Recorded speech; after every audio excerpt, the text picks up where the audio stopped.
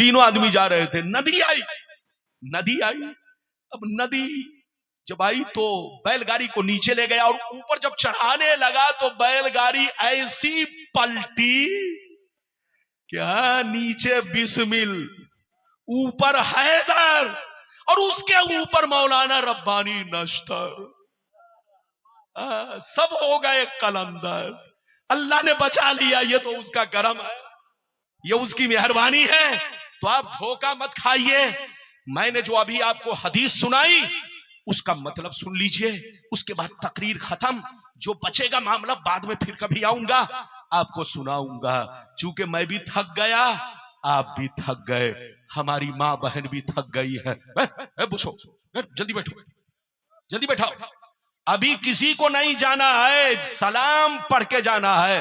जल्दी बैठो, जल्दी बैठो।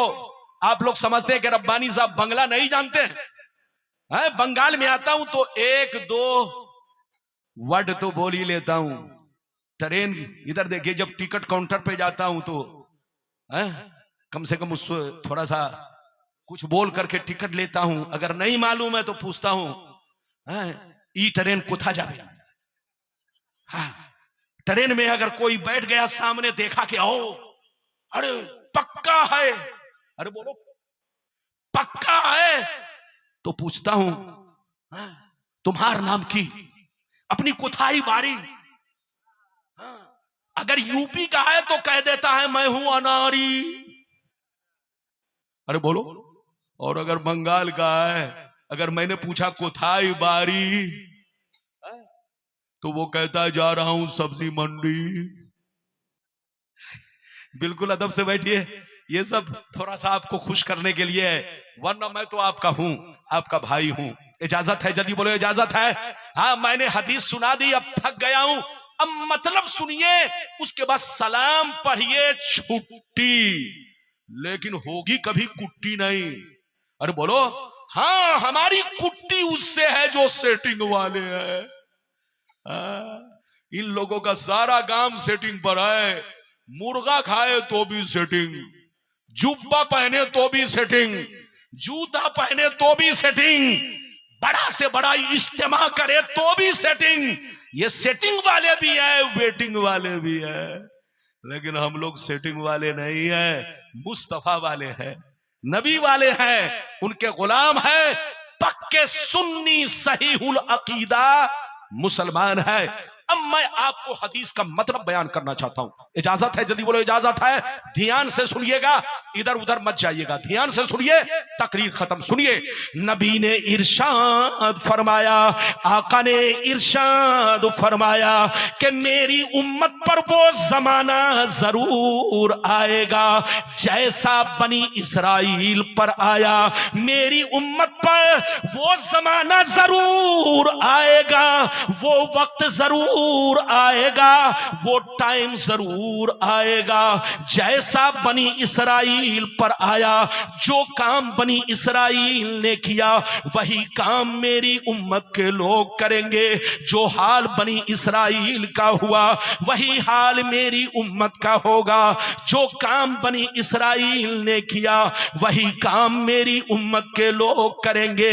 अगर बनी इसराइल में किसी ने अपने मां के साथ बदफेली की होगी, अगर बनी इसराइल में किसी ने अपने मां के साथ बदफेली की होगी, तो मेरी उम्मत में भी कुछ छोकरे होंगे जो उसी के रास्ते पर चलेंगे, उसी की तरह वो भी अपनी मां से बदफेली करेंगे। आगे सुनिए, नबी फरमाते हैं वो लोग 72 फिरकों में बट गए, बनी इसराइल 72 फिरकों में बट गए, मगर मेरी उम्मत के लोग उनसे दोस्ती करके, उनसे रिश्ता करके 73 में बट जाएंगे। एक फिरका जन्नती, 72 जहन्नमी। ये 72 जहन्नम में इसलिए जाएंगे कि नाम तो मुस्लिम होगा, दिखावा तो मुस्लिम होगा, मगर इन 72 का कनेक्शन उसी बनी इसराइल के 72 फिरकों से होगा। इनका तार उन्हीं 72 से जुड़ा होगा, मगर एक फिरका जन्नती। सहाबा ने अर्ज किया वो कौन सा फिरका है? तो हदीस का मतलब यह है वो फिरका जन्नती है कि लाख आंधियां चले, लाख तूफान आए, लाख जमाना करवट बदले, मगर एक फिरका हमेशा मेरे रास्ते पर, सहाबी के रास्ते पर कायम रहेगा।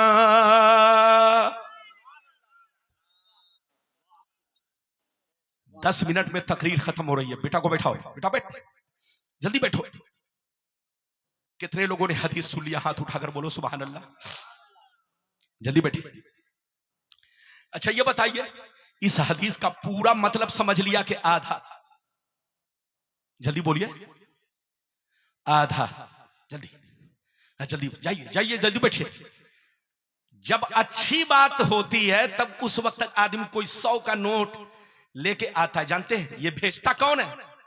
ये हकीकत में अल्लाह की जानिब से नहीं होता। कभी कभी शैतान भी गलत काम कराता है अच्छी बातों से भटकाने के लिए। बोलो, शैतान उसको खुजली करता है कि अब तक बैठे थे, बीड़ी पी रहे थे, 100 का नोट नहीं दिया, मौलाना हदीस सुना रहा है, लोग सुधर जाएंगे, लोग सुधर जाएंगे, ऐसा करो जाओ ये नोट को खड़ा करके दो ताकि लोग उस खड़ा नोट को देखे और हदीस को न सुने। याद रखिए, मैं अपनी तरफ से नहीं बोल रहा हूं, शैतान भी कभी कभी आपको भटकाने के लिए, अरे बोलो, बड़ी नेकियों को छोड़ाने के लिए छोटी नेकियां करवाता है। नमाज का वक्त होगा तो आपको मजार पर ले जाएगा, क्या चले गरीब नवाज के मजार पर तुमको सब कुछ मिल जाएगा, वहां चलो, नमाज को आपको छुड़वा देगा। तो आप याद रखिए, जो लोग मजार शरीफ पर नमाज छोड़कर हाजिरी देते हैं, याद रखिए उसमें भी शैतानी दखल है। पहले मस्जिद, बाद में मजार शरीफ। अरे बोलो, पहले यहां हाजिरी, फिर गरीब नवाज के आस्ताने पर हाजिरी। तो शैतान भी कभी कभी आपकी बड़ी नेकियों को छोड़ाकर छोटी नेकियों में लगाता है। और जब आलिम हदीस पढ़ता है तो हदीस से भटकाने के लिए 100 का नोट किसी को भेज करके, अरे बोलो, मजमे में भेजवा देता है ताकि लोग नोट देखे, मौलाना का होंठ नहीं देखे, हदीस नहीं सुने। बात समझ में आ रही है? अरे बोलो, समझ में आ रही है? हाँ, गुलाम रब्बानी को पहचानो। मोतीगंज वालों, मोतीगंज कहां पर है? बोलो कहां पर है? अरे कहां पर है? नदी के किनारे। अरे कहां? हाँ, नदी के किनारे, कसम खुदा, नदी के किनारे है मोतीगंज, लेकिन फिर भी मोतीगंज है। अरे बोलो, नदी का किनारा मगर मोतीगंज। याद रखिए, मोतीगंज हर गांव है जिसमें नबी का दीवाना है, नबी का चाहने वाला है। तो बिल्कुल अदब से बैठिए, तकरीर खत्म हो रही है। मैंने जो हदीस सुनाई फिर से मतलब समझिए, फिर से। नबी ने क्या कहा? फिर से बोलो। नबी ने कहा, नबी ने फरमाया कि मेरी उम्मत पर वो जमाना जरूर आएगा।